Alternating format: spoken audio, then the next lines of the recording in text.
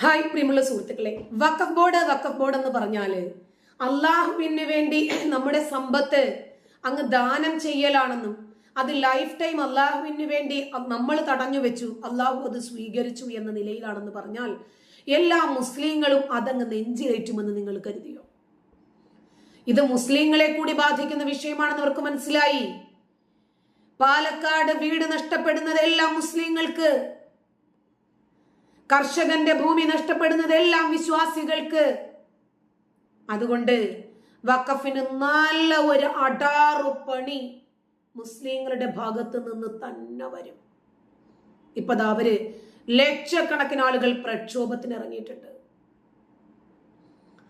അല്ലാഹുവേ, വലിയ സമ്പന്നന, ഈ ലോകത്തിന്റെ മുഴുവനും ഖജനാവ് അല്ലാഹുവിന്റെ കയ്യിലാ. നമ്മൾ ഈ കാണുന്ന ഭൂമി മാത്രമാണോ വാസയോഗ്യമായിട്ടുള്ളത്? മറ്റേതെങ്കിലും ഗ്രഹത്തിൽ ഇതുപോലെ മനുഷ്യന്മാര് ജീവിക്കുന്നുണ്ടെങ്കിൽ ആ സമ്പത്തും അല്ലാഹുവിന്റെ കയ്യിലല്ലേ? അല്ലാഹുവിന് വേണ്ടി നിങ്ങൾ കൊള്ളയടിച്ചുണ്ടാക്കി കൊടുക്കേണ്ട കാര്യം എന്താ? വഖഫിന്റെ ഭേദഗതി ബില്ലുമായി മുന്നോട്ട് തന്നെ പോകുമെന്നാണ് ഇപ്പോൾ നരേന്ദ്രമോദി സർക്കാർ പറയുന്നത്. ആരൊക്കെ എതിർത്താലും ശരി, കേന്ദ്ര സർക്കാർ ബഹുദൂരം ഈ ബില്ലുമായി മുന്നോട്ട് പോയി കഴിഞ്ഞു.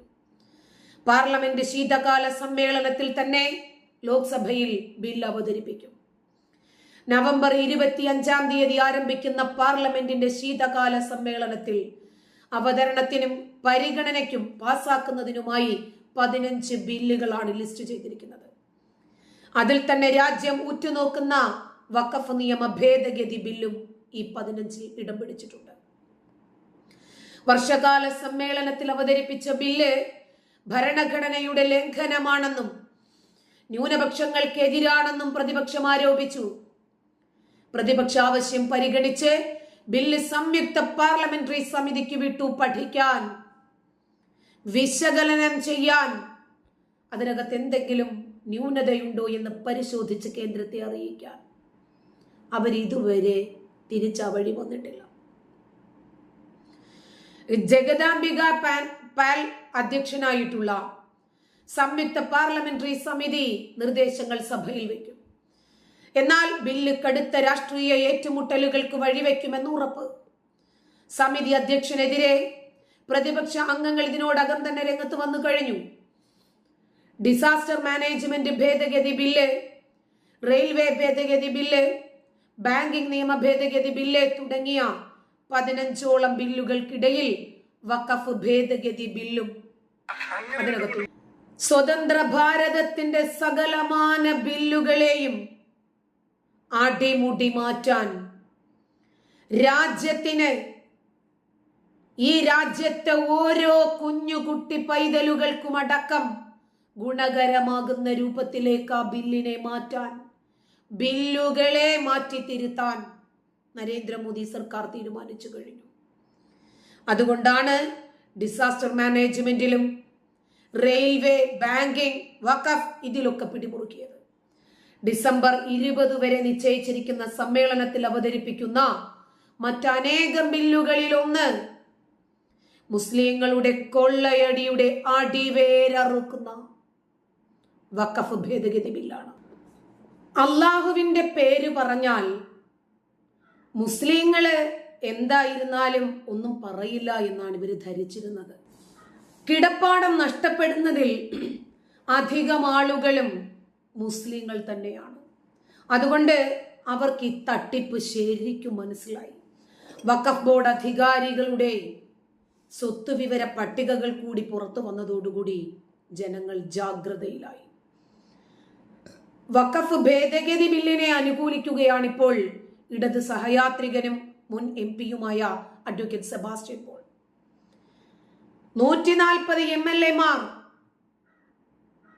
MP-മാർ, മന്ത്രിമാർ, ഇവരെയൊക്കെ എന്തിനാണ് നമ്മൾ വോട്ട് ചെയ്ത് വിജയിപ്പിച്ചു വിടുന്നത്? എന്തിനാണ്? ഈ രാജ്യത്തെ ബാധിക്കുന്ന, ജനങ്ങളെ ബാധിക്കുന്ന, ജനങ്ങളുടെ സമ്പത്ത് അന്യായമായി തട്ടിയെടുക്കുന്ന ഈ കൊള്ളസംഘത്തിന് തടയിടുന്നതിൽ ഒരുമിച്ച് നിൽക്കാൻ ഇവർക്ക് സാധിച്ചിട്ടില്ലെങ്കിൽ, അബ്ദുൽ നാസർ മദനിക്ക് ജാമ്യം കിട്ടുന്ന വിഷയത്തിൽ ഇവരെല്ലാവരും ഒരുമിച്ച് നിന്നല്ലോ ഈ രാജ്യത്തെ തകർക്കുന്ന തീവ്രവാദിയായതുകൊണ്ടോ ആ ഭീകരനെ രക്ഷപ്പെടുത്താൻ ഇവർ ഒരുമിച്ച് നിന്നത്? സാധാരണക്കാരന്റെ സമ്പത്ത് കൊള്ളയടിക്കുമ്പോൾ നിന്ന് കൈയടിക്കുന്നുവല്ലേ? അതിൽ നിന്നും എന്ത് വ്യത്യസ്തനാണ് സെബാസ്റ്റ്യൻ പോൾ? താമസക്കാരെ കേൾക്കാതെ, ഇരകളുടെ വേദനകൾ അറിയാതെ, ഭൂമി തങ്ങളുടേതാണ് എന്ന് ഒരു പേപ്പർ കുത്തിന്റെ പോലും പിൻബലമില്ലാതെ ക്ലെയിം ചെയ്ത് സ്വയം പ്രഖ്യാപിക്കുന്ന വഖഫ് ബോർഡിന്റെ രീതി തെറ്റാണ് എന്ന് സെബാസ്റ്റ്യൻ പോൾ പറഞ്ഞു. ഇങ്ങനെ ഒരു MP ഉണ്ടായിരുന്നല്ലോ എന്ന് സമാധാനിക്കാം. വഖഫ് ബോർഡിന് സ്വീകാര്യമായതെല്ലാം പൊതുസമൂഹത്തിന് സ്വീകാര്യമാകണമെന്നില്ല. വഖഫ് നിയമ ഭേദഗതി ബില്ലിനെ സംസ്ഥാനത്ത് ഭരണപക്ഷവും പ്രതിപക്ഷവും ഒരുമിച്ച് എതിർക്കുന്നതിനിടയിലാണ് ഇടത് സഹയാത്രികനും നിയമവിദഗ്ധനുമായ ഡോക്ടർ സെബാസ്റ്റ്യൻ പോൾ നിലപാട് വ്യക്തമാക്കുന്നത്. ജനങ്ങളോടൊപ്പം നിൽക്കുന്ന മനസ്സാണ് അദ്ദേഹത്തിൻ്റെത്. നീതിയും അന്യായവും തമ്മിൽ കൂട്ടിക്കിഴിച്ചു മനസ്സിലാക്കിയപ്പോൾ അദ്ദേഹത്തിന് കിട്ടിയ മറുപടിയാണ് അദ്ദേഹം ജനങ്ങളോട് പങ്കുവയ്ക്കുന്നത്. അനധികൃതമായി കയ്യേറിയ ഭൂമിയാണെങ്കിൽ പോലും ആളുകളെ അവിടെ നിന്ന് ഇറക്കി വിടാൻ നിയമപരമായിട്ടുള്ള പല മാർഗങ്ങളുമുണ്ട്. താമസക്കാരെ കേൾക്കാതെ ഭൂമി തങ്ങളുടെ അധീനതയിലുള്ളതാണ് എന്ന് പ്രഖ്യാപിക്കുന്ന വഖഫ് ബോർഡിന്റെ ഈ സ്വേച്ഛാധിപത്യ രീതി ഉണ്ടല്ലോ, ഇതിനെയാണ് ജനങ്ങൾ എതിർക്കേണ്ടത്. വഖഫ് ബോർഡിന്റെ സുതാര്യതയില്ലായ്മ, ഇവരുടെ ഈ എടുത്തു പിടിച്ചിട്ടുള്ള നടപടിക്രമങ്ങൾ ക്ലെയിം ചെയ്യാൻ ഒരു വകുപ്പുമില്ലാതിരിക്കെ കണ്ണിൽ കണ്ടതെല്ലാം തങ്ങളുടേതാണ് എന്നുള്ള അവകാശവാദം ഇത്തരം നടപടികൾക്കെതിരെയാണെന്ന് ജനങ്ങൾ സമരത്തിനിറങ്ങുന്നത്. ഇതിന് പരിഹാരമുണ്ടാക്കാൻ ചില നിയമനിർമ്മാണങ്ങളും ഭേദഗതികളും വേണ്ടിവരുമെന്നാണ് സെബാസ്റ്റ്യൻ പോൾ പറയുന്നത്. വഖഫിന് സ്വീകാര്യമായതെല്ലാം പൊതുസമൂഹം അങ്ങനെ തന്നെ സ്വീകാര്യമാക്കണം എന്നത് വഖഫ് ബോർഡിന്റെ മാത്രമായുള്ള നിയമമാണ്. ഇവിടെയാണ് നരേന്ദ്രമോദി സർക്കാർ കൊണ്ടുവരുന്ന നിയമ ഭേദഗതിയുടെ പ്രസക്തി. ഇടത് സഹയാത്രികനാണെങ്കിലും അദ്ദേഹത്തിന്റെ തലച്ചോറ് പ്രവർത്തിച്ചതിൽ നന്ദിയുണ്ട്. സർക്കാർ ഇടപെട്ട് മുനമ്പം നിവാസികളെ കുടിയൊഴിപ്പിക്കണമെന്നും സർക്കാർ ഭൂമി ഏറ്റെടുത്ത് വഖഫ് ബോർഡിന് നൽകണമെന്നുമാണ് വഖഫ് സംരക്ഷണ സമിതി ആവശ്യപ്പെടുന്നത്. മുനമ്പത്ത് സമരം ചെയ്യുന്നവരെ ക്രിസ്ത്യൻ തീവ്രവാദികൾ എന്നാണ് ഈ സമിതി വിശേഷിപ്പിച്ചത്. ക്രിസ്ത്യൻ തീവ്രവാദികളെ ഉപയോഗിച്ച് വർഗീയത അഴിച്ചുവിട്ട് വ്യാജ പ്രചരണങ്ങൾ നടത്തുകയാണ് എന്ന് നേതാക്കൾ ആരോപിക്കുന്നു. മുനമ്പത്തെ വഖഫ് ബോർഡിന്റേതായിട്ടുള്ള ഏക്കർ കണക്കിന് വസ്തുക്കൾ പിടിച്ചെടുക്കുക തന്നെ വേണമത്രേ. സമവായ ചർച്ചകൾ നടത്തുന്നവർക്ക് പ്രശ്നം പരിഹരിക്കാനാവത്തില്ലെന്ന്. നിയമത്തിന്റെ വഴിയിലൂടെ സഞ്ചരിച്ചാൽ മുനമ്പത്തുകാർക്ക് ഭൂമി ലഭിക്കില്ല അത്ര. പിന്നെന്താ നിയമത്തിന്റെ വഴിയെ സഞ്ചരിക്കാൻ നിങ്ങൾക്കൊരു ഭയം? റിസോർട്ട് മാഫിയയാണ് മുനമ്പം സമരത്തെ നിയന്ത്രിക്കുന്നത് എന്നിവർ ആരോപിക്കുന്നു. ആരാൻ്റെത് പിടിച്ചെടുക്കണമെങ്കിൽ നമ്മുടെ വാപ്പ അധ്വാനിച്ചുണ്ടാക്കിയ മുതലായിരിക്കണം അത്. 135 മുസ്ലിം കുടുംബങ്ങൾ ഇന്ന് തെരുവിലാണ്. പടച്ചോ നിങ്ങളോട് പറഞ്ഞോ, അന്യായമായി മറ്റുള്ളവരുടേത് കട്ടെടുത്ത് പിടിച്ചു പറിച്ച് കൊള്ളയടിച്ച് പടച്ചോന് കൊടുക്കാൻ? മുസ്ലിം കുടുംബങ്ങളെയും തെരുവിലിറക്കി വഖഫ് ബോർഡ്. വഖഫിന്റെ കണ്ണിൽ ചോരയില്ലാത്ത പ്രവർത്തി കാരണം സ്വന്തം കിടപ്പാടം നഷ്ടപ്പെട്ടത് 135 മുസ്ലിം കുടുംബങ്ങൾക്കാണ്. കേരളത്തിൽ മുനമ്പം പ്രശ്നം അതിരൂക്ഷമാകുന്ന സാഹചര്യത്തിലാണ് രാജ്യത്തിന്റെ പല ഭാഗത്തും വഖഫ് പിടിമുറുക്കുന്നത്. പൂനെ കുംഭവാഡയിലെ പുണ്ണേശ്വരം കോപ്പറേറ്റീവ് ഹൗസിംഗ് സൊസൈറ്റിയിലെ താമസക്കാരാണ് 8 വർഷമായി ദുരിതം അനുഭവിക്കുന്നത്. 2014 കോളനി നവീകരണത്തിന്റെ ഭാഗമായി വീടുകൾ പൊളിച്ചു നീക്കിയത്. മെച്ചപ്പെട്ട വീടും അടിസ്ഥാന സൗകര്യവും ഒരുക്കി നൽകാമെന്നായിരുന്നു വാഗ്ദാനം. ഇതിനിടെ സമീപത്തെ ദർഗയുടെ സാന്നിധ്യം ചൂണ്ടിക്കാട്ടി സ്ഥലത്തിന് വഖഫ് ബോർഡ് അവകാശവാദം ഉന്നയിച്ചു. ഇതോടെ പദ്ധതി പാതി വഴിയിൽ നിലച്ചു. 8 വർഷമായിട്ടും പൊളിച്ച വീടിന്റെ അവശിഷ്ടങ്ങൾ കോളനിയിൽ കുന്നുകൂടി കിടപ്പുണ്ട്. കുടിയിറക്കപ്പെട്ടവർ കോടതിയെ സമീപിച്ചെങ്കിലും കാര്യമായ പുരോഗതി ഉണ്ടായില്ല. ഹിന്ദു മുസ്ലിം തിങ്ങിപ്പാർക്കുന്ന കോളനിയാണ് പുണ്ണേശ്വരം ഹൗസിംഗ് സൊസൈറ്റി. 1960 കാലത്താണ് ഇവിടെ കോളനി സ്ഥാപിച്ചത്. കൂലിവേലയാണ് ഇവരുടെ പ്രധാന ജീവിതമാർഗം. ഇടക്കാലത്ത് കുടിയിറക്കപ്പെട്ട കുടുംബങ്ങൾക്ക് വാടക തുക ലഭിച്ചിരുന്നുവെങ്കിലും പിന്നീട് അതും നിലച്ചു. അവിടുത്തെ ജനങ്ങളുടെ പ്രതികരണമാണ് വേദനാജനകം. ഞാൻ ഇവിടെയാണ് ജനിച്ചത്, എന്റെ ജീവിതം മുഴുവൻ ഞാൻ ഈ സ്ഥലത്തായിരുന്നു. അവർ ഞങ്ങളുടെ വീടുകൾ ഇടിച്ചു കളഞ്ഞു. മെച്ചപ്പെട്ട വീട് നൽകാമെന്ന് ഉറപ്പ് നൽകിയിരുന്നു. എന്നാൽ ഇപ്പോൾ ഈ ഭൂമി വഖഫാണെന്ന് പറയുന്നു. ഞങ്ങൾക്ക് ഞങ്ങളുടെ ഭൂമി തിരികെ വേണം. പുതിയ വഖഫ് നിയമത്തിലാണ് അവസാന പ്രതീക്ഷ. ഓട്ടോറിക്ഷ ഡ്രൈവറായ മുഹമ്മദ് അനീഫ് ഷെയ്ഖ് പറഞ്ഞ വാക്കുകളാണിത്. മുഹമ്മദിനെ പോലെ 100 കണക്കിന് ആളുകളാണ് വഖഫ് നിയമ ഭേദഗതിയിൽ പ്രതീക്ഷയർപ്പിച്ചിരിക്കുന്നത്. മുസ്ലിം പ്രീണന നയത്തിന്റെ ഭാഗമായി 1954 ജവഹർലാൽ നെഹ്റു വഖഫ് നിയമം കൊണ്ടുവരുന്നത്. ഈ നിയമത്തിന് നെഹ്റുവിനെ പ്രേരിപ്പിച്ച നെഹ്റുവിനെ പ്രേരിപ്പിച്ച ഘടകം എന്ത് തന്നെയായിരുന്നാലും ശരി, 2013 ഈ നിയമം ഭേദഗതി ചെയ്തു കൊടുത്തതിലൂടെ ഈ രാജ്യത്തിന്റെ എന്തെല്ലാമാണ് പോയതെന്ന് നിങ്ങൾ അറിഞ്ഞോ? ചെവി തുറന്ന് കേട്ടോ. ഇനി എന്തൊക്കെയാണ് പോകാനുള്ളത് എന്നറിഞ്ഞോ? എല്ലാ കമ്മികളും, എല്ലാ കൊങ്ങികളും, എല്ലാ മൂരികളും, ജിഹാദികളും, സുഡുക്കളും, സംഖ്യകളും, കൃസംഖ്യകളും ചെവി തുറന്ന് കേട്ടോ. എന്തൊക്കെയാണ് വഖഫ് ബോർഡ് പിടിച്ചെടുത്തത്, ഇനി എന്തൊക്കെയാണ് പിടിക്കാൻ പോകുന്നത്?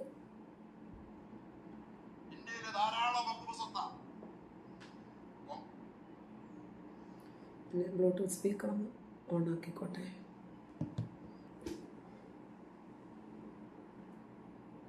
വഖഫ് സ്വത്ത 9.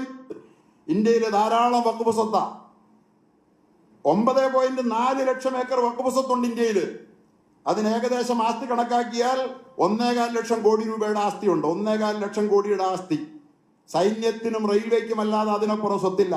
അതിലാണെന്ന് പലപ്പോഴും വഖഫ് കയ്യേറിയിട്ട് സർക്കാർ അടക്കം സുപ്രീം കോടതിയെ അന്വേഷിച്ച് വന്നപ്പോൾ സുപ്രീം കോടതി ഇരിക്കുന്ന വഖഫ് ഭൂമിയിലാണത്രേ. ഇന്ത്യയിലെ ഏറ്റവും വലിയ മുതലാളി, ലോക മുതലാളി അറിയാമല്ലോ, ബോംബെയിലെ മുതലാളി 5000 കോടിക്ക് കല്യാണം നടത്തിയവന്റെ വീടിരിക്കുന്നത് വഖഫ് ഭൂമിയിലാണ്. എന്തുകൊണ്ട് ഇത് സംഭവിച്ചു എന്ന് നമ്മൾ ഈ വഖഫ് സ്വത്തുകൾ അന്യാധീനപ്പെടുത്തുന്ന വഖഫ് നിയമവുമായിട്ട് വന്നേക്കുക. അവർ പിടിച്ചെടുത്തതൊക്കെ പോരാഞ്ഞിട്ട് ആ വഖഫ് സ്വത്തിൽ നാളെ അവകാശം തിരിച്ചു പിടിക്കാനുള്ള അവകാശം നിഷേധിക്കുന്ന സാധാരണ അവകാശം വാങ്ങി പോയത് ഓർമ്മയില്ലേ സാഹിബേ? 1947 മതപരമായി ഞങ്ങൾക്കൊരു രാജ്യം വേണമെന്ന് പറഞ്ഞ് ഭാഗിച്ച്, അവസാനം സമ്പത്തും വേണമെന്ന് പറഞ്ഞു ഭാഗിച്ച് പോയതല്ലേ? പിന്നീട് നിങ്ങൾക്ക് എവിടെയാണ് സുപ്രീം കോടതി അടക്കം നിങ്ങളുടെ സമ്പത്തായി മാറുന്നത്? അന്ന് പാകിസ്ഥാനിൽ നിന്ന് ഒഴിഞ്ഞു പോയ ആളുകളുടെ സമ്പത്ത് പാകിസ്ഥാൻ ഭാഗിച്ച് പാവങ്ങൾക്ക് കൊടുത്തു. സ്വതന്ത്ര ഭാരതത്തിൽ നിന്ന് ഒഴിഞ്ഞു പോയ ആളുകളുടെ ഭൂമി വഖഫിന്റേതാക്കി മാറ്റിയതിന് പിന്നിൽ കോൺഗ്രസ് ആണ്. ഇവരെ പറഞ്ഞിട്ട് കാര്യമില്ല. വഖഫ് സംരക്ഷണത്തിനാണ് ഇപ്പൊ നിയമം കൊണ്ടുവന്നിരിക്കുന്നത്. വഖഫ് സംരക്ഷിക്കപ്പെടാതിരിക്കാൻ, വഖഫ് ഒരിക്കലും പരിരക്ഷിക്കപ്പെടാതിരിക്കാൻ നമ്മുടെ ഇവിടെ നിയമം കൊണ്ടുവന്നിരിക്കുക. എന്ന് വഖഫ് ആക്ടിലൂടെ നമ്മുടെ രാജ്യത്ത് നടപ്പാക്കാൻ വേണ്ടിയിട്ട് ഗവൺമെന്റ് ശ്രമിച്ചുകൊണ്ടിരിക്കുന്ന ഈ സമയത്ത് അതിലെ പ്രധാന വ്യവസ്ഥകളാണ് വഖഫ് തർക്കങ്ങളിൽ വഖഫ് ബോർഡിന്റെ തീരുമാനം അന്തിമമായിരിക്കുമെന്ന് നീക്കം ചെയ്തിട്ട് വഖഫ് സ്വത്തുക്കൾ തീരുമാനിക്കുന്ന കാര്യത്തിൽ ഉളുപ്പില്ലായ്മയുടെ പേരാണോ ഇസ്ലാം, മുസ്ലിം? നമ്മുടെ ഈ രാജ്യത്ത് ശരീഅത്ത് നിയമമല്ല, ഇത് പാകിസ്ഥാനല്ല. ഇത് ജനാധിപത്യ രാജ്യമാണ്, സ്വതന്ത്ര ഭാരതമാണ്. ഈ രാജ്യത്ത് എന്തെങ്കിലും തരത്തിൽ തർക്കങ്ങൾ ഉണ്ടായാൽ അത് പരിഹരിക്കാൻ കോടതിയുണ്ട്, നിയമങ്ങളുണ്ട്, വകുപ്പുകളുണ്ട്. അവിടെയാണ് പരിഹരിക്കാൻ ചെല്ലേണ്ടത്, അല്ലാതെ വഖഫ് ട്രൈബ്യൂണലിന്റെ അടുത്തല്ല. വഖഫ് ട്രിബ്യൂണൽ അല്ല ഒരു കാര്യം തീരുമാനിക്കേണ്ടത്. അവര് പറയുന്നു ഈ സമ്പത്ത് വഖഫിന്റേതാണ്, അതല്ല എന്ന് സമർത്ഥിക്കാൻ ജനാധിപത്യ വിശ്വാസികൾ സമർപ്പിക്കേണ്ടത് കോടതിയിലാണ് ഹർജി. അവസാന വാക്ക് സർക്കാരായിരിക്കും. സർക്കാരിന് എന്താണ് ഒന്ന് കേട്ടോ. ഒരിക്കലും പരിരക്ഷിക്കപ്പെടാതിരിക്കാൻ നമ്മുടെ ഇവിടെ നിയമം കൊണ്ടുവന്നിരിക്കുക. എന്ന് വഖഫ് ആക്ടിലൂടെ നമ്മുടെ രാജ്യത്ത് നടപ്പാക്കാൻ വേണ്ടിയിട്ട് ഗവൺമെന്റ് ശ്രമിച്ചുകൊണ്ടിരിക്കുന്ന ഈ സമയത്ത് അതിലെ പ്രധാന വ്യവസ്ഥകളാണ് വഖഫ് തർക്കങ്ങളിൽ വഖഫ് ബോർഡിന്റെ തീരുമാനം അന്തിമമായിരിക്കുമെന്ന് നീക്കം ചെയ്തിട്ട് വഖഫ് സ്വത്തുക്കൾ തീരുമാനിക്കുന്ന കാര്യത്തിൽ അവസാന വാക്ക് സർക്കാരായിരിക്കും. സർക്കാർ ഇത് പാകിസ്ഥാൻ അല്ലാത്തത് കൊണ്ട്, ഇത് സൗദി അറേബ്യ അല്ലാത്തത് കൊണ്ട്, ഇത് ജനാധിപത്യ രാജ്യമായതുകൊണ്ട് ആ നിയമമാണ് പാലിക്കപ്പെടേണ്ടത്. എന്താണ് വഖഫിൽ? ഇവിടെ വഖഫ് ബോർഡുകളുണ്ട്. വഖഫ് ബോർഡുകൾ കൊണ്ട് ഈ ഉമ്മത്തിന് ഒരു ഗുണവുമില്ലാത്ത ഒരു സംവിധാനം ഉണ്ടെങ്കിൽ എങ്ങനെയുണ്ട്? ഇവിടെ സർക്കാരിനെ ആവശ്യമില്ല. കീഴ്ക്കോടതികളും മേൽക്കോടതികളും സുപ്രീം കോടതി അടക്കം ഞങ്ങൾക്ക് ആവശ്യമില്ല. ഞങ്ങൾക്ക് വേണ്ടത് മതകോടതികൾ, വഖഫ് ട്രിബ്യൂണൽ. വഖഫ് ബോർഡ് മാത്രമേ ഉള്ളൂ. 10,000-കണക്കിന് ലക്ഷക്കണക്കിന് രൂപയുടെ വഖഫ് സ്വത്തുകൾ സർക്കാരിലേക്ക് കണ്ടുകെട്ടുക, എന്നിട്ട് നയാ പൈസ ഈ സമുദായത്തിന്റെ ഉപകാരത്തിന് വേണ്ടിയിട്ട് ചെയ്യാതിരിക്കുക. അതാണ് യഥാർത്ഥത്തിൽ. എന്തെങ്കിലും സംതിങ് ഇല്ലെന്നല്ല ഞാൻ പറയുന്നത്, അവർക്ക് കിട്ടുന്നതിന്റെ അവരുടെ ഒന്നും ഔദാര്യമല്ല. ആ നിലയിൽ വഖഫ് കൈകാര്യം ചെയ്യുന്നവർ പോലും അതിനെ ദുരുപയോഗം ചെയ്തതിന്റെ ഫലമാണ് ഇത്തരം നിയമങ്ങൾ വരുന്നത്. അവർക്കും ഇപ്പൊ ഒന്നും പറയാൻ പറ്റില്ല. അവരും ആവശ്യം പോലെ ദുരുപയോഗം നടത്തുന്നുണ്ട്. ഇപ്പൊ സർക്കാരാണ് അവസാന വാക്ക്. വഖഫ് ബോർഡിനെ ക്യാൻസൽ ചെയ്യുകയാണ്. വഖഫ് തർക്കങ്ങളിൽ വഖഫ് ട്രിബ്യൂണലുകളുടെ തീരുമാനം അന്തിമമായിരിക്കും എന്ന വ്യവസ്ഥയും കളഞ്ഞു. ട്രിബ്യൂണലിനും തീരുമാനമില്ല, സർക്കാർ തീരുമാനിച്ചോളാം. ഏത് സർക്കാർ? ഈ രാജ്യത്ത് മുസ്ലിമിന് പള്ളി വേണ്ട, അതെല്ലാം പൊളിക്കേണ്ടതാണ്. മുസ്ലിമിന് ഒരു പാർലമെന്റിലേക്ക് ഒരു സീറ്റ് കൊടുക്കൂല, 400 സീറ്റ് കൊടുക്കുമ്പോൾ ഒരു മുസ്ലിമിന് കൊടുക്കൂല. മുസ്ലിം വേണ്ട, അവന്റെ മതം നിരോധിക്കുന്ന UCC മതനിരോധന ബില്ല്, കോമൺ സിവിൽ കോഡ് എന്നാണ് പരിഷ്കൃതന്മാർ പറയുന്നത്, മതനിരോധന ബില്ല് കൊണ്ടുവന്ന് മതം പോലും വേണ്ടെന്ന് പറയുന്നവർ അവരായിരിക്കും വഖഫ് എങ്ങനെ കൈകാര്യം ചെയ്യണമെന്ന് തീരുമാനിക്കുന്നത്. എന്ന് പറഞ്ഞാൽ നാളെ ഈ പള്ളികളെല്ലാം പിടിച്ചെടുക്കാനുള്ള അവകാശം, പിടിച്ചെടുത്താൽ ചോദ്യം ചെയ്യാതിരിക്കാനുള്ള അവകാശം ഏത് വ്യക്തിക്കും അവനവന്റെ സ്ഥാവര ജംഗമ സ്വത്തുക്കൾ വഖഫ് ചെയ്യാമെന്ന വ്യവസ്ഥ മാറ്റി 5 വർഷമായി മതമനുഷ്ഠിച്ചവർക്കേ വഖഫ് ചെയ്യാൻ പറ്റുള്ളൂ. 5 വർഷം മതമനുഷ്ഠിച്ചോന്ന് ആരാ സർട്ടിഫിക്കറ്റ് കൊടുക്കാൻ പോണേ? എന്ത് ഭ്രാന്തൻ വ്യവസ്ഥകളാണ് ഈ വിഡ്ഢികൾ, അല്ല മനഃപൂർവ്വം കൊടിയ ഒട്ടും വിഡ്ഢികളല്ല, ബുദ്ധിമാന്മാരായ ഈ വർഗീയ ഭീകരന്മാർ. 1-2 പോയിന്റുകളെ ഇതിനകത്ത് അദ്ദേഹം മുസ്ലിങ്ങളെ മിസ്ഗൈഡ് ചെയ്യാൻ വേണ്ടിയിട്ട് ഉപയോഗിക്കുന്നുണ്ട്. യൂണിഫോം സിവിൽ കോഡ് ഒരു രൂപത്തിലും മതത്തിന്റെ ഒന്നിനെയും തൊടുന്നതല്ല. മതത്തിലെ വിശ്വാസ ആചാര അനുഷ്ഠാന കർമ്മങ്ങളെ ഒന്നിനെയും ബാധിക്കാത്തതാണ് യൂണിഫോം സിവിൽ കോഡ്. ഒരു ഇന്ത്യൻ പൗരൻ, അത് മുസ്ലിം ആകട്ടെ, ഹിന്ദു ആകട്ടെ, ക്രിസ്ത്യാനി ആകട്ടെ, മതനിയമമല്ല. ഈ രാജ്യത്തെ ക്രിമിനൽ നിയമങ്ങളും സിവിൽ നിയമങ്ങളുമാണ് ഒരു ബാധകം. എവിടെയാ മതത്തെ ഇവിടെ സ്പർശിച്ചത്? അപ്പോ ഓരോരുത്തർക്കും ഇഷ്ടമുള്ള രൂപത്തിൽ അവരുടെ മതം അനുശാസിക്കുന്ന രൂപത്തിലുള്ള നിയമങ്ങൾ ഉണ്ടാക്കി മുന്നോട്ട് പോകാനാണ് താല്പര്യമെങ്കിൽ പിന്നെ എന്തിനാണ് ഈ രാജ്യത്ത് ഒരു ഭരണഘടന? ഈ രാജ്യത്ത് എന്തിനാണ് ഒരു നിയമം? അദ്ദേഹം പറഞ്ഞത് ചില കാര്യങ്ങൾ വ്യക്തമായി കേൾക്കണം. സാധാരണ നിയമം കൊണ്ടുവരുന്ന വഖഫ് ബോർഡിന്റെ തീരുമാനം അന്തിമമായിരിക്കുമെന്ന് നീക്കം ചെയ്തിട്ട് വഖഫ് സ്വത്തുക്കൾ തീരുമാനിക്കുന്ന കാര്യത്തിൽ അവസാന വാക്ക് സർക്കാരായിരിക്കും. അതെ അതെ, അതാണോ നിങ്ങൾക്ക് വേദന ഉണ്ടാക്കുന്ന കാര്യം? നിങ്ങൾ എത്ര തന്നെ ചൊടിച്ചാലും ശരി, ഇത് ജനാധിപത്യ രാജ്യമായതുകൊണ്ട് വഖഫ് ഭേദഗതി ബില്ല് പാസ്സാക്കുക തന്നെ ചെയ്യുമെന്നാണ് നരേന്ദ്രമോദി പറയുന്നതും അമിത്ഷാ പറയുന്നതും. കാരണം ഈ രാജ്യത്തെ ഏതെങ്കിലും ഒരു പൗരന് എന്തെങ്കിലും രൂപത്തിൽ ഒരു ബുദ്ധിമുട്ടുണ്ടായാൽ കോടതിയാണ് തീർപ്പാക്കേണ്ടത്, പൊറോട്ട കെട്ടുകാരുടെ സംഘടനയല്ല. എന്താണ് വഖഫിൽ? ഇവിടെ വഖഫ് ബോർഡുകളുണ്ട്. വഖഫ് ബോർഡുകൾ കൊണ്ട് ഈ ഉമ്മത്തിന് ഒരു ഗുണവുമില്ലാത്ത ഒരു സംവിധാനം ഉണ്ടെങ്കിൽ വഖഫ് ബോർഡ് മാത്രമേ ഉള്ളൂ. അത് തന്നെയല്ലോ നമ്മളും പറയുന്നത്. ഈ വഖഫ് ബോർഡ് കൊണ്ട് ആർക്കും ഒരു ഗുണവും ഇല്ലെന്ന് തന്നെയാണ് പറയുന്നത്. ഇത് പിടിച്ചെടുത്തിട്ട് മുസ്ലിങ്ങളെയും ഹിന്ദുക്കളെയും ക്രിസ്ത്യാനികളെയും തെരുവിലാക്കുന്ന ഒരു രീതിയാണ് വഖഫ് ബോർഡിന്റെതെന്ന് നമ്മളും പറയുന്നത്. 1000-കണക്കിന് ലക്ഷക്കണക്കിന് രൂപയുടെ വഖഫ് സ്വത്തുകൾ സർക്കാരിലേക്ക് കണ്ടുകെട്ടുക, എന്നിട്ട് ഇത് ജനാധിപത്യ രാജ്യമായതുകൊണ്ട് സമ്പത്ത് അധികാരപ്പെടുത്തേണ്ടത് ആരാ? സർക്കാർ തന്നെയാ. ഇത് സ്വേച്ഛാധിപത്യമല്ല. സമുദായത്തിന്റെ ഉപകാരത്തിന് വേണ്ടി മുസ്ലിം സമുദായത്തിനു മാത്രം മതിയോ ഉപകാരം? അതിനാ നിങ്ങൾ 47-ൽ മതരാജ്യം സ്ഥാപിച്ചു പോയത്. മതരാജ്യം വാങ്ങി ഭാഗം വാങ്ങി പോയത് അതിനാ. മുസ്ലിം ഉമ്മത്തിന്റെ ഐക്യത്തിന് വേണ്ടിയും പുരോഗതിക്ക് വേണ്ടിയും. പിന്നെയും ഇവിടേക്ക് നിങ്ങൾ തിരികെ കയറിയതാ. അതാണ് യഥാർത്ഥത്തിൽ. എന്തെങ്കിലും സംതിങ് ഇല്ലെന്നല്ല ഞാൻ പറയുന്നത്. അവർക്ക് കിട്ടുന്നതിന്റെ അവരുടെ ഒന്നും ഔദാര്യമല്ല. ആ നിലയിൽ വഖഫ്. അതെ, ഇന്ന് നിങ്ങൾ ഇവിടെ നിലനിൽക്കുന്നത് ഹിന്ദുക്കളുടെ ഔദാര്യമാണ്. ക്രിസ്ത്യാനികളുടെ മതേതരത്വം ഒന്നുകൊണ്ട് മാത്രമാണ് നിങ്ങൾ ഇന്ന് ഇവിടെ കിടന്ന് ഈ പൊളയ്ക്കുന്നത്. കൈകാര്യം ചെയ്യുന്നവർ പോലും അതിനെ ദുരുപയോഗം ചെയ്തതിന്റെ ഫലമാണ് ഇത്തരം നിയമങ്ങൾ വരുന്ന. അതങ്ങ് സമ്മതിച്ചാൽ മതി. കൈകാര്യം ചെയ്യുന്ന ആളുകൾ ദുരുപയോഗം ചെയ്തല്ലോ, ഇനി സർക്കാർ നോക്കട്ടെ. അവർക്കും ഒന്നും പറയാൻ പറ്റില്ല. അവരും ആവശ്യം പോലെ ദുരുപയോഗം നടത്തുന്നുണ്ട്. ഇപ്പൊ സർക്കാരാണ് അവസാന വാക്ക്. വഖഫ് ബോർഡിന് ജനാധിപത്യ രാജ്യമായതുകൊണ്ട് സർക്കാരാണ് അവസാന വാക്ക്, കോടതിയാണ് അവസാന വാക്ക്. കാക്കാക്ക് ദഹിക്കുന്നില്ല. ക്യാൻസൽ ചെയ്യുകയാണ്. വഖഫ് തർക്കങ്ങളിൽ വഖഫ് ട്രിബ്യൂണലുകളുടെ തീരുമാനം അന്തിമമായി. അത് നിങ്ങളുടെ നാട്ടിൽ പോയി പറഞ്ഞാൽ മതി, പള്ളി പറഞ്ഞാൽ മതി, അത് പാകിസ്ഥാനി പറഞ്ഞാൽ മതി. അത് ഇത് ജനാധിപത്യ രാജ്യമല്ലേ? വഖഫ് തീരുമാനിക്കേണ്ട കാര്യം വ്യവസ്ഥയും കളഞ്ഞു. ട്രിബ്യൂണലിനും തീരുമാനമില്ല. ട്രിബ്യൂണൽ നിങ്ങളുടെ വീട്ടുകാര്യങ്ങൾ തീരുമാനിച്ചാൽ മതി, മഹല്ല് കാര്യങ്ങൾ, പള്ളിക്കാര്യങ്ങൾ, മദ്രസ കാര്യങ്ങൾ തീരുമാനിച്ചാൽ മതി. ഇവിടെ ജനാധിപത്യ വിശ്വാസികളുടെ കാര്യങ്ങൾ തീരുമാനിക്കാൻ കോടതിയുണ്ട്, നിയമമുണ്ട്, സർക്കാരുണ്ട്. തീരുമാനിച്ചോളാം. ഏത് സർക്കാർ ഈ രാജ്യത്ത്? ജനാധിപത്യ സർക്കാർ. എന്തേ പള്ളി വേണ്ട, അതെല്ലാം പൊളിക്കേണ്ടതാണ്. പള്ളി പൊളിക്കാൻ ആരും പറഞ്ഞിട്ടില്ല കേട്ടോ. മുസ്ലിങ്ങളുടെ ജനവികാരം ഇളക്കി വിടുക, മതവികാരം ഇളക്കി വിടുക. പള്ളി പൊളിക്കണമെന്നോ മദ്രസകൾ പൊളിക്കണമെന്നോ മതവിദ്യാഭ്യാസം വേണ്ടെന്നോ ആരും പറഞ്ഞിട്ടില്ല.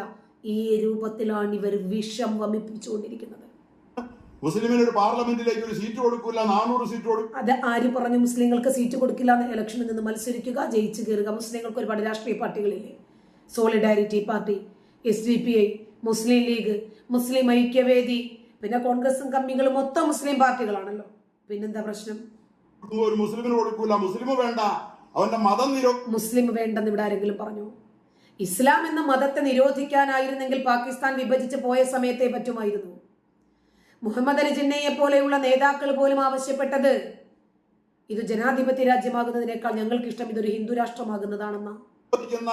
UCC മതനിരോധന ബില്ല് കോമൺ സിവിൽ കോഡെന്നാണ് പരിഷ്കൃതന്മാര് പറയുന്നത്. കാരണം ഇവർക്ക് ഇഷ്ടം പോലെ കേട്ടണം. ഏതെങ്കിലും ഒന്നിനെ പോരെന്ന് തോന്നിയാൽ ഡിവോഴ്സ് ചെയ്യണം. മാതാപിതാക്കൾ ഉണ്ടാക്കിയ സ്വത്തില് ആൺകുട്ടിക്ക് പെൺകുട്ടിയേക്കാൾ ഇരട്ടി സമ്പത്ത് കൊടുക്കണം. ഏത് സമയത്ത് ഒരു കാരണവുമില്ലാതെ ഭാര്യമാരെ ഒഴിവാക്കാൻ പറ്റണം. ഇതൊക്കെ ഈ സ്വതന്ത്ര ജനാധിപത്യ രാജ്യത്തെ ഒറ്റ നിയമമാണ് എന്ന് പറയുമ്പോൾ ഏതു മതത്തെ എവിടെയാണ് ഇത് ബാധിക്കുന്നത്?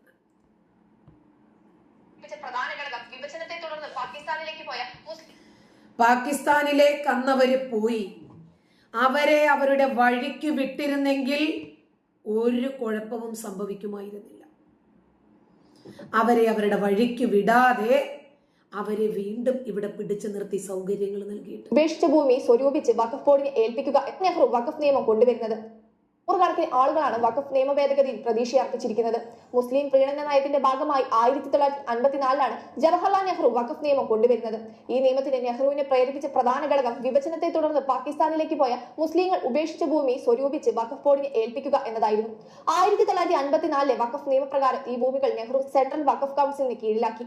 1954 കോൺഗ്രസ് സർക്കാർ ഭാരത ജനതയ്ക്ക് മേൽ അടിച്ചേൽപ്പിച്ച ഈ നിയമം വോട്ട് ബാങ്ക് ലക്ഷ്യം വെച്ച് നരസിംഹറാവു സർക്കാർ വഖഫ് ബോർഡിന് വിപുലമായ അധികാരങ്ങൾ നൽകിക്കൊണ്ട് 1995 ഭേദഗതി ചെയ്തു. 1995 ഭേദഗതി നിയമം സെക്ഷൻ 40 പ്രകാരം ഏതെങ്കിലും സ്വത്ത് വഖഫ് ബോർഡിന് സ്വന്തമാണെന്ന് തോന്നിയാൽ അത് അവർക്ക് കൈവശപ്പെടുത്താം. 1995 ആക്ട് സെക്ഷൻ 51 പ്രകാരം വഖഫ് ബോർഡ് ഒരു ഭൂമി തങ്ങളുടേതാണെന്ന് അവകാശപ്പെട്ടാൽ റവന്യൂ വകുപ്പിന് അത് അനുസരിക്കാനേ നിർവാഹമുള്ളൂ. ഇതിനെതിരെ സ്വത്തുടമയ്ക്ക് വഖഫ് ട്രൈബ്യൂണലിന് പരാതി നൽകാം. 1995 ഭേദഗതി വരെ ഈ പരാതികളിൽ തർക്കം കേൾക്കാനുള്ള അധികാരം സിവിൽ കോടതികൾക്കായിരുന്നു. അത് എടുത്തുകളഞ്ഞു. ട്രൈബ്യൂണലിന്റെ തീരുമാനം അന്തിമമായിരിക്കുമെന്ന് സെഷൻ 6 വ്യവസ്ഥ ചെയ്തതോടെ അപ്പീൽ പോകാനും വകുപ്പില്ല. എന്നാൽ സെക്ഷൻ 83/7 അനുസരിച്ച് ഹൈക്കോടതി റിട്ട് പെറ്റീഷൻ ഫയൽ ചെയ്യാമെന്ന് മാത്രം. വഖഫ് ബോർഡിന്റെ തീരുമാനം ട്രൈബ്യൂണൽ റദ്ദാക്കില്ല. വഖഫ് ബോർഡിന്റെ മതപണ്ഡിതൻ തന്നെയായിരിക്കും ഇതിലും അംഗം. മാത്രമല്ല ഇതിൽ മുസ്ലിം സമുദായക്കാർ മാത്രമാണ് അംഗങ്ങൾ. ഇങ്ങനെയാകുമ്പോൾ വഖഫ് ബോർഡിന്റെ തീരുമാനത്തിൽ മാറ്റമുണ്ടാകില്ല. നാളിതുവരെ വഖഫ് ബോർഡിന്റെ അവകാശവാദത്തിന് എതിരായ ഒരു തീരുമാനം വഖഫ് ബോർഡ് ട്രൈബ്യൂണലിൽ നിന്നും ഉണ്ടായതായി അറിവില്ല. ബോർഡിന്റെ അവകാശവാദം പുനഃപരിശോധിക്കണമെന്നോ പിൻവലിക്കണമെന്നോ പൂർണ്ണമായും ശരിയല്ലെന്നോ ഭാഗികമായെങ്കിലും തിരുത്തപ്പെടണമെന്നോ ട്രൈബ്യൂണൽ പറഞ്ഞിട്ടില്ല. മറ്റു മതക്കാരുമായി ഉണ്ടായിരുന്ന തർക്കങ്ങളിൽ മേൽ അറുത്തുമുറിച്ചാണ് ട്രൈബ്യൂണൽ വിധി പറഞ്ഞിട്ടുള്ളത്. വഖഫ് ബോർഡ് വസ്തു ഉടമയ്ക്ക് നൽകുന്ന നോട്ടീസിലെ തീരുമാനം ട്രൈബ്യൂണൽ വിധിയിലൂടെ അന്തിമമാക്കി കൊടുത്തുകൊണ്ടിരുന്നു. ഇനി ഇത് നടക്കില്ല. ഇതുവരെ വഖഫ് ട്രിബ്യൂണലാണ് കാര്യങ്ങൾ തീരുമാനിച്ചിരുന്നത്. ഇനിയും കോടതി തീരുമാനിക്കും. ഈ രാജ്യത്തെ ജനാധിപത്യ സർക്കാർ തീരുമാനിക്കും. ഇവിടെ ഇവര് ഭാഗം വാങ്ങി പോയല്ലോ. വീണ്ടും തിരിച്ചിവരെ ഈ രാജ്യത്തേക്ക് നുഴഞ്ഞു കയറി വന്നപ്പോൾ ഇവർക്ക് ക്ഷേത്രങ്ങൾ ഉണ്ടാക്കാൻ, കച്ചവടങ്ങൾ സ്ഥാപിക്കാൻ, ക്ഷേത്രങ്ങൾ ഉണ്ടാക്കാൻ വേണ്ടി വെച്ചിരുന്ന കല്ലും മണ്ണും വരെ പള്ളി ഉണ്ടാക്കാൻ കൊടുത്തു. മസ്ജിദുകൾ, മദ്രസകൾ, ദർസുകൾ, അറബി കോളേജുകൾ, അനാഥാലയങ്ങൾ, ട്രസ്റ്റിന്റെ കീഴിൽ അനേകായിരം സ്ഥാപനങ്ങൾ, ഇതൊക്കെ ഇവരിവിടെ വളർത്തിക്കൊണ്ടുവന്നു. കേട്ടോ, ആദ്യത്തെ പള്ളിയായ കൊടുങ്ങല്ലൂര് പള്ളിയുടെ കട്ടല അമ്പലത്തിന്റെ കട്ടലയാണ്.